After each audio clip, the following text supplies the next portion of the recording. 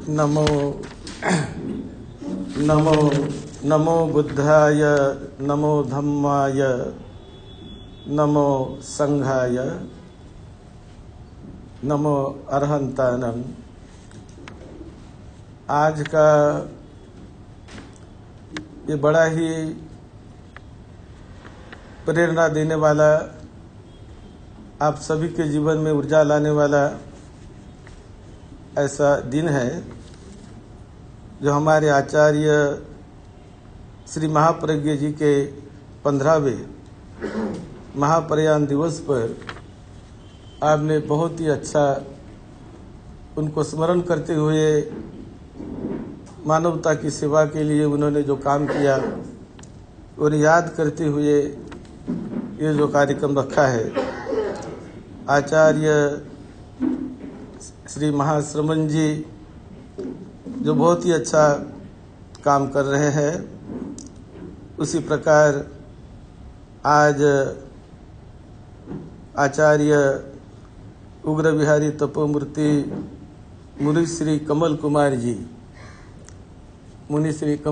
जी और आप सभी बहुत ही अच्छा लोगों को सुख शांति देने का, बांटने का जो काम कर रहे हैं।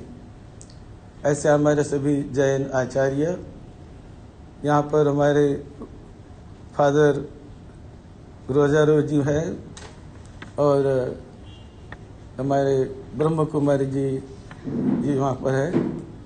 तो सभी लोग हम जो काम कर रहे हैं, ये मानवता को इस जीवन में परम सुख शांति का लाभ कैसे मिले। हर एक व्यक्ति, हर एक हमारा मन वो आनंद के लिए, सुख शांति के लिए लालायित रहता है। और ये आनंद सुख शांति भी दो प्रकार की होती है। एक तो मटेरियल वस्तुओं से मिलने वाली सुख शांति, बाहर के वस्तु से मिलने वाली सुख शांति, और दूसरी आंतरिक आध्यात्मिक सुख शांति। तो बाहर से मिलने वाली सुख शांति वो तो क्षणिक होती है, कुछ समय तक हमें आनंद सुख देती है। लेकिन जो भीतर से मिलने वाला सुख, जो अंतर मन से, जिन्हें अंतर आत्मा कहे, अंतर मन कहे, इससे जो मिलने वाला सुख और आनंद है, वो परम सुख है। वो बहुत बड़ा सुख होता है, जिनका लाभ, जिनको किसी ने चख लिया इस या उस मार्ग से। रास्ते अलग हो सकते हैं, लेकिन हमारी सुख शांति की जो उपलब्धि वो एक जैसी होती है। मैं आयोजकों में आप सभी को बहुत धन्यवाद देता हूँ, राजकुमार चपलोत जी और वैसे ही ख्याली भाई तातेड़ जी और सभी हमारे बहुत सारे जो परिचित हमारे जो जैन धर्म बंधु हैं। हमेशा आप हमें बुलाते हैं और आकर भी हमें बहुत अच्छा लगता है, क्योंकि हमें मानवता के लिए काम करना है। हम सभी मनुष्य हैं और हर मनुष्य को सुख शांति कैसी मिले।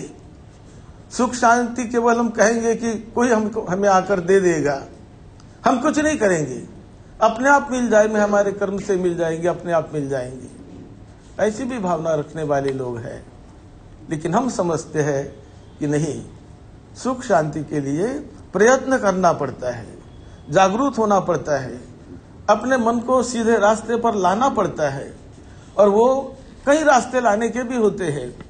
इसलिए योग है, ध्यान साधना है, विपश्यना है, और जो कई मार्ग ये काहे के लिए है, ये है हमारे मन को निर्मल बनाने के लिए, परिशुद्ध बनाने के लिए। यदि मन विकार में पड़े रहा, क्रोध में, द्वेष में, भय में, लालच में, आलस में, प्रमाद में, इसे मन कहते हैं मन के विकार।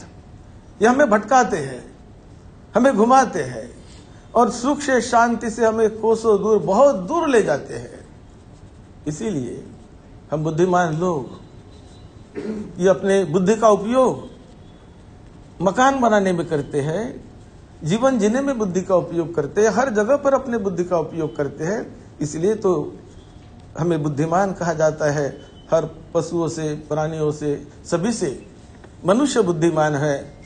आज देखिए कि मनुष्य ने कितना विकास किया, ये बुद्धि के बल पर। यही बुद्धि यदि हम अपने अंतर मन में उसका उपयोग करके अपने मन को परिशुद्ध करने लगाए, करुणा से अपने मन को भर दे, प्रेम से मैत्री से भर दे, सेवा भाव से भर दे, तो आनंद ही आनंद, सुख ही सुख हमेशा आपके पैर पर आएगा, आपको मिलेगा, हर जगह मिलेगा जहां भी जाओ। क्योंकि कुशल कर्म, पुण्य कर्म हमेशा वो सुख शांति ही देने वाले होते हैं। अकुशल कर्म, बुरे कर्म वो हमेशा दुख देने वाले होते हैं। बुरे कर्म कुछ समय के लिए सुख देंगे, कुछ समय के लिए आनंद देते हो, लेकिन उसका जो एंड होता है वो बहुत दुखदायी, सब दूसरों के लिए भी दुख, हमारे लिए भी दुख, लोगों के लिए भी दुख। इसलिए उसे अकुशल कर्म कहते हैं। और ये कर्म कौन करता है? कर्म हम ही करते हैं, अपने शरीर से, वाणी से और मन से हम कर्म करते हैं। इसलिए जागरूक होकर कर्म तो हम करेंगे ही, लेकिन वो कर्म ऐसे हो कि जो लोगों के भले के लिए हो, लोगों को सुख शांति देने के लिए हो, मैत्री के लिए हो, प्रेम के लिए हो, सद्भावना के लिए हो।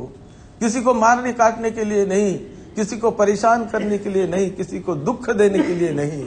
ऐसे भी कर्म शरीर से, वाणी से होते हैं, लेकिन हमें जागरूक भाव से उनसे बचे रहना है।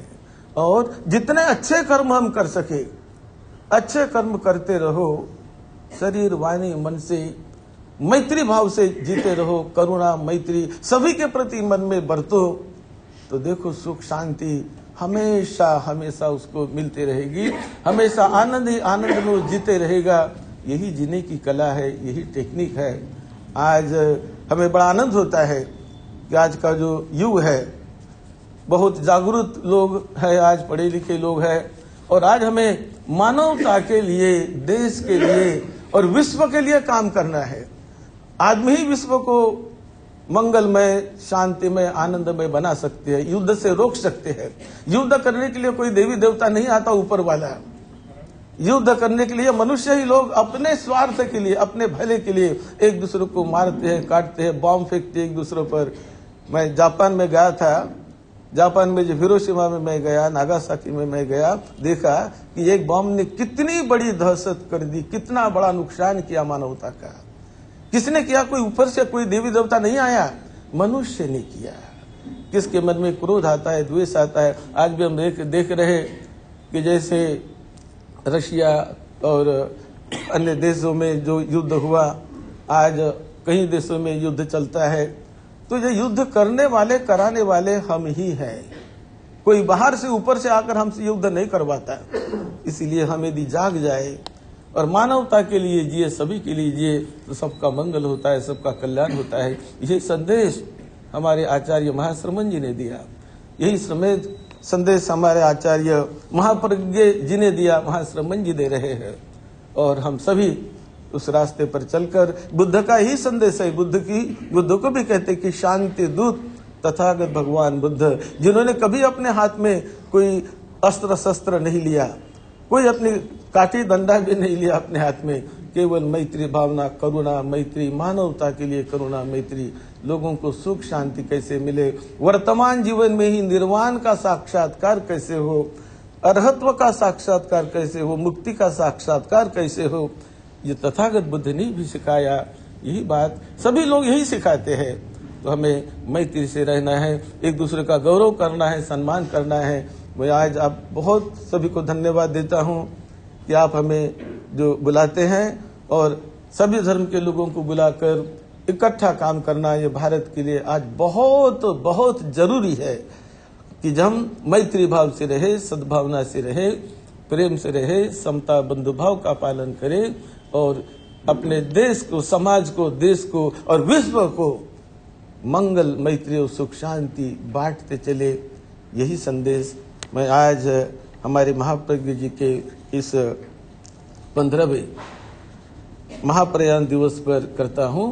और हमारे यहाँ एक प्रथा भी है कि जाने वाले का तो हम हमेशा आदर, सम्मान, पूज्य भाव करते ही स्मरण करते हैं, लेकिन उनके नाम से अच्छे अच्छे हम काम करते रहे, अच्छा अच्छा बर्ताव करते रहे, और लोगों को उनका संदेश बांटकर अपने जीवन को उस रास्ते पर ढालते रहे, तो सही मायने में उसको आदरांजलि होती है।